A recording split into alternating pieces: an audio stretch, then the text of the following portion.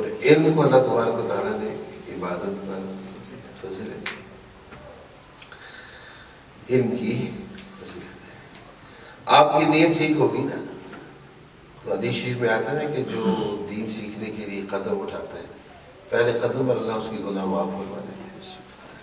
تو اگر آپ کی نیت وہ ہوئی جو میں نے عرض کیا ہے کہ ہم نے دین کی خدمت کرنی ہے، تو آپ بھی جب قدم اٹھائیں گے تو اللہ کی قسم آپ کے پہلے قدم پر بھی اللہ آپ کے گناہوں کو معاف فرما دے گا۔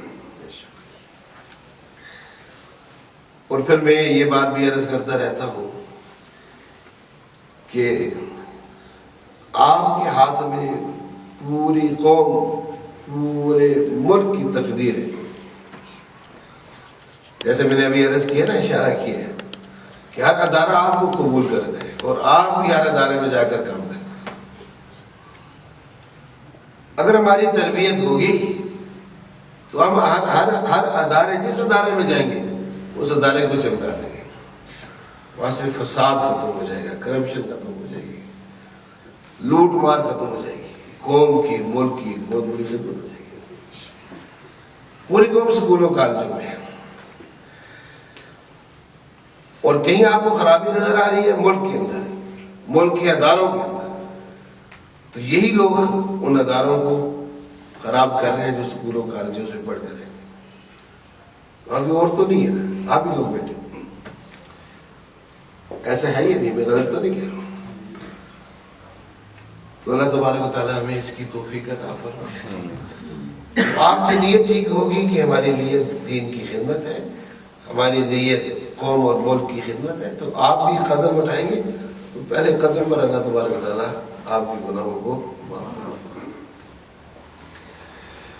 اور پھر ایک بات یہ بھی عرض کرتا چلا جاؤں کہ دیکھیں خیانت بہت بڑا گناہ ہے، بس یہ بات یاد رکھیں، خیانت بہت بڑا گناہ، بہت۔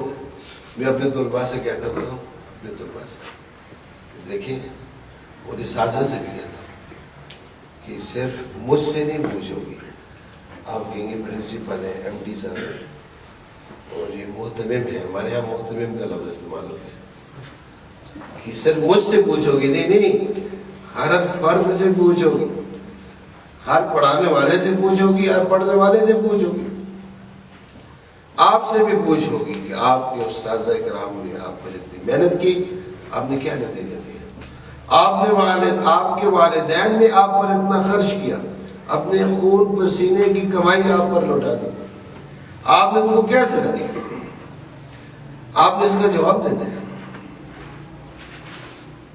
یہ تو والدین سے پوچھے نا کہ وہ ہماری فیسیں کیسے پے کرتے ہیں، وہ کیسے کماتے ہیں، کیسے فکر کرتے ہیں، کیسے جاگتے ہیں، کیسے مشقت برداشت کرتے ہیں، اور بعض مرتبہ ذلت اور رسوائی بھی برداشت کرنی پڑ جاتی ہے، پھر یہ فیسیں جمع ہوتی ہیں۔ وہ اپنے خون پسینے کی کمائی ہماری فیسوں کی صورتوں میں دے دیتے ہیں۔ بعض والدین تو ایسے ہیں نا کہ جب وہ فیس ادا کرتے ہیں سکولوں کی تو پیچھے مائنس ہو جاتا ہے، جو ان کی انکم ہے وہ ساری سکول کی فیس میں چلی جاتی ہے، اور کل آپ بڑے ہو جائیں اور ایک مقام پر پہنچ جائیں اور آپ کہیں کہ آپ نے ہمارے ساتھ کیا کیا ہے، تو پھر والدین نے تو خون کے آنسو رونے ہی ہے نا، آپ نے ہمارے ساتھ کیا کیا، تو آپ سے بھی پوچھو گی۔ اگر آپ اپنا وقت ضائع کریں گے تو آپ والدین کا حق بھی اور استادوں کا حق بھی ضائع کریں گے۔ آپ سے دو پوچھیں ہوں گی، والدین کے بارے میں بھی پوچھا جائے گا، استادوں کے بارے میں پوچھا جائے گا۔ اگر آپ سستی کریں گے، توجہ دیں گے، وقت ضائع کریں گے۔ ہمارے حضرت فرماتے رہتے ہیں کہ کمزور کے ساتھ اللہ تعالیٰ کی مدد ہے، کمزور کے ساتھ محنت کر رہے ہیں، کمزور ہیں لیکن محنت کر رہے ہیں، جزاکم اللہ، بیٹھے اس کے ساتھ اللہ تعالیٰ کی مدد ہے، لیکن کمزور کے ساتھ اللہ تعالیٰ کی مدد ہے، کمزور کے ساتھ اللہ تعالیٰ کی مدد ہے۔ اب وہاں پڑھتے تھے مظفر آباد، یہ بھی سیکھنے کی چیز ہے نا،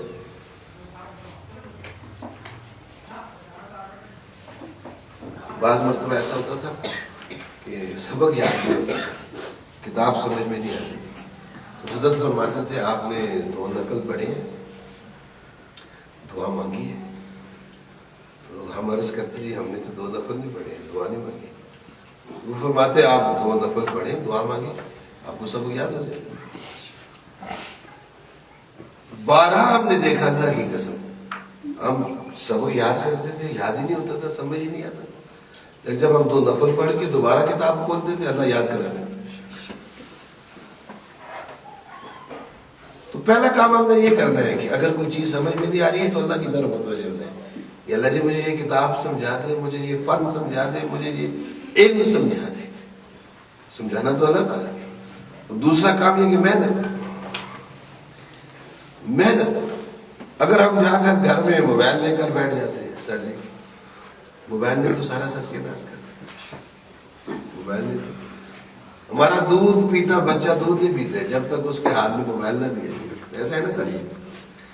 میرے بھتیجے انگلینڈ میں ہوتے ہیں، تو وہ پچھلے دنوں میں آئے ہوئے تھے، تو میں بڑا حیران ہوتا تھا کہ وہ موبائل کو اس وقت یوز کرتے تھے جب انہوں نے یونیورسٹی میں کوئی اسائنمنٹ کہتے ہیں کچھ انہوں نے دینا ہوتا تھا نا، تو اس وقت یوز کرتے تھے، ان کے موبائل ایسے وہاں پڑے رہتے تھے، موبائل کو دیکھتے بھی نہیں تھے۔ میں غور کرتا تھا، حالانکہ کسی نے ان کو کہا نہیں تھا، اور نماز کے وقت وہ خود فکر مند ہو جاتے کہ ہم نے نماز پڑھنی ہے، وہ مجھ سے پہلے مسجد میں پہنچ جاتے۔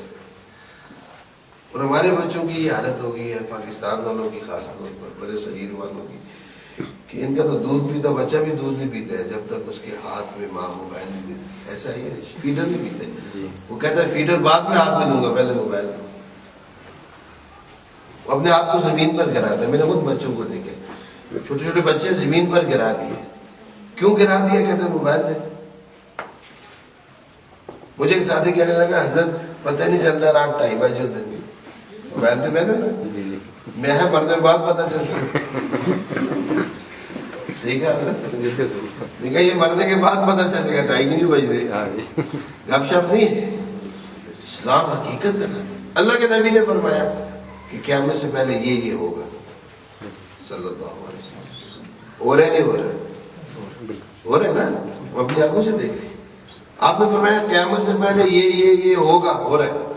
آپ نے فرمایا مرنے کے بعد یہ ہوگا، جنت جہنم میں یہ ہوگا، نہیں ہوگا؟ آپ نے فرمایا جو کسی اجنبی عورت کے ساتھ یا عورت کسی مرد کے ساتھ دل لگی کی باتیں کرتا ہے موبائل پر، عام ہے آج کل یہ چیز، مرد کسی عورت کے ساتھ، عورت کسی مرد کے ساتھ، اجنبی کے ساتھ وہ دل لگی کی باتیں کرتا ہے، تو ایک ایک بات پر، یہ ترمذی شریف کی روایت ہے، ایک ایک بات پر 1000 سال کے لیے جہنم میں جائے گا۔ میں ساتھیوں سے کہتا رہتا ہوں، خصوصاً نوجوان ساتھیوں سے، آپ چوک میں کھڑے ہوتے ہیں کسی کی بہن کے لیے، کسی کی بہن کے لیے چوک میں کھڑے ہو جاتے ہیں، اللہ تعالیٰ ہماری حفاظت فرمائے، اس ذلت سے اللہ ہماری حفاظت فرمائے۔ چوک میں راستے میں کھڑا ہونا اس سے بڑی ذلت کوئی بھی نہیں ہے۔ میں نے کہا تم کسی کی بہن کے لیے چوک میں کھڑے ہو، غور کرو، شاید اگلی چوک میں میری بہن کے لیے کوئی کھڑا ہو۔ یہ قرض ہوتا ہے، حدیث شریف میں آتا ہے یہ قرض ہے، بے حیائی قرض ہے۔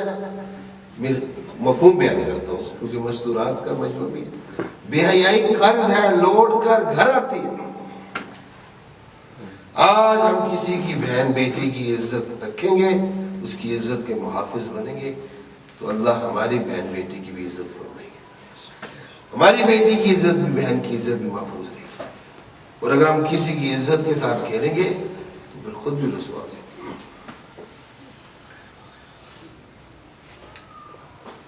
تو اب سکول ہوم ورک ہے، کتنا کام ہے، کتنا پڑھنا ہے ہمیں۔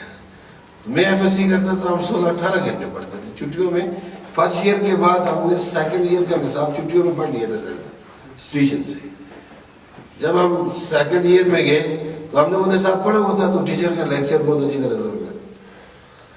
18-18 گھنٹے ہم پڑھتے تھے، اور مدرسہ میں بھی اسی طرح 18-18 گھنٹے پڑھتا تھا۔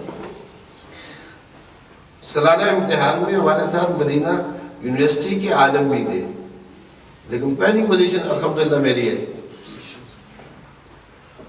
تو آپ نے پڑھنا ہے، بہت پڑھنا ہے کہ آپ ایک بہت بڑے ڈاکٹر بنے، بڑے انجینئر بنے، بڑے سائنسدان بنے، اپنے ملک کی خدمت کریں۔ اب دیکھیں ڈاکٹر عبدالقدیر صاحب رحمہ اللہ تعالیٰ ان کے درجات بلند فرمائے، وہ کتنی بڑی خدمت کر کے گئے ہیں۔ اگر ہم سوچیں تو کہ ہمارا ملک ان کی خدمت سے بچا ہوا ہے، ہماری مسجد مدرسہ ان کی خدمت سے بچا ہوا ہے، ورنہ کب کا کفر ہمیں نوالا بنا دیتا۔ یہ کتنی بڑی ان کی خدمت ہے، اور میں سمجھتا ہوں قیامت تک یہ خدمت ان کی یاد رہے گی۔ تو ایسا کام کرنا چاہیے اپنے ملک کے لیے۔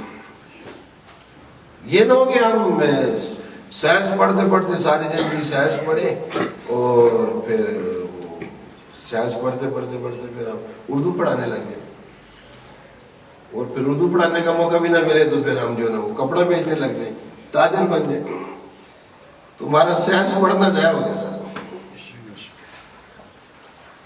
تو خوب محنت کر کے پڑھے، آپ ایک بڑے ڈاکٹر بنے۔ جب آپ بڑے ڈاکٹر بنیں گے تو آپ بڑی خدمت کریں گے، بڑے انجینئر بنیں گے تو بڑی خدمت کریں گے، بڑے پروفیسر بنیں گے تو ایک بڑا آپ کا مجمع ہوگا۔ ہمارے استاد معظم تھے کاکا خیل صاحب، ان کو کہتے تھے ڈاکٹر صاحب، تو وہ لیکچر دیتے تھے پولیٹیکل سائنس کا، تو آپ نے کہتا تھا بس حضرت کی باتیں سنتا ہی رہے آدمی، اور جو چیزیں وہ بیان کرتے تھے بس سمجھا دیتے تھے۔